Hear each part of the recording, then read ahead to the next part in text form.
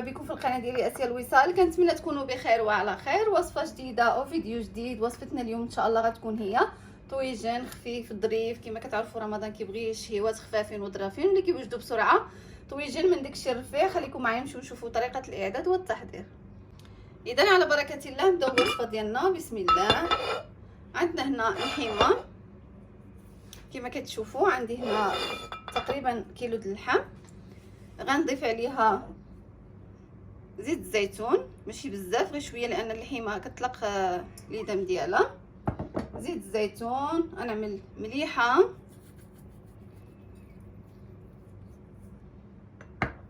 وعندي هنا قزبر والمعدنوس.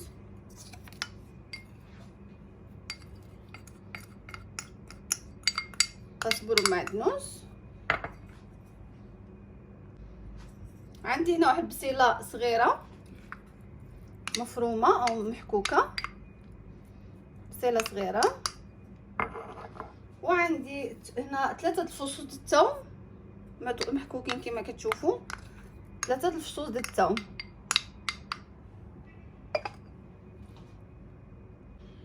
اذا كما قلنا عملنا زيت زيتون، عملنا مليحه، عملنا تويمه. الثوم النيب 3 نيبات، ماشي الفص اللي هو الراس د الثومه، لا غير النيب 3 نويبات. وعندنا قزبر ومعدنوس، عندنا واحد البصيله صغيره محكوكه. دابا غندوزو للبهارات. عندي هنا الفلفله حمراء او لا بابريكا، فلفل احمر او بابريكا معلقه. عندي معلقه د الكمون،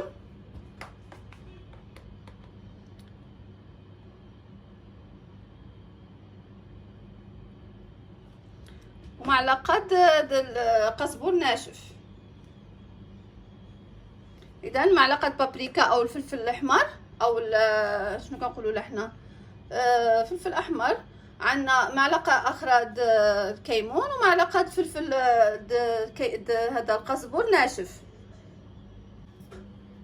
دابا من المكونات كاملين. على فكره المكونات غتجبروهم كاملين مكتوبين في صندوق الوصف، يعني المقادير كامله غتجبروها عندي مكتوبه.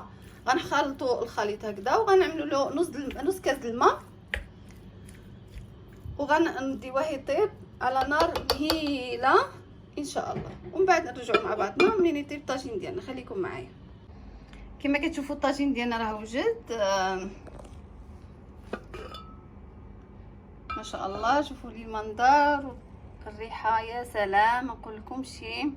كنصحبوها بسلطه او اللي بغيتو، كيبقى الاختيار ديالكم. هذا هو الطاجين ديالنا د اللحم ما شاء الله. شوفوا لي اللحم دايبه كتجي كتحمق ما شاء الله.